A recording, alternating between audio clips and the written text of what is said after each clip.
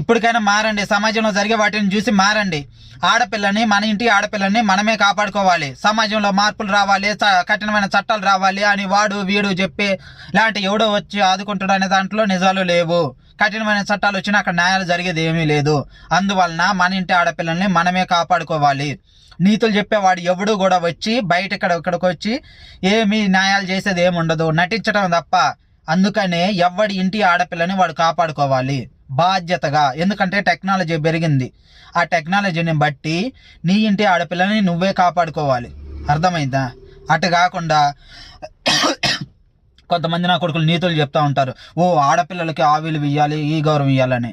ఆ నా కొడుకులు ఇచ్చేది ఏముండదు. వాళ్ళ ఫ్రీడమ్ కోసం ఆ సోది మాటలన్నీ చెప్తారు.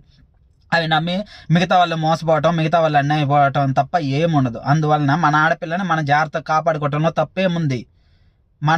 రేపు ఏదైనా జరిగిందంటే ఏడవలసింది మనం. అందుకని మన ఆడపిల్లల్ని మనమే కాపాడుకోవాలి.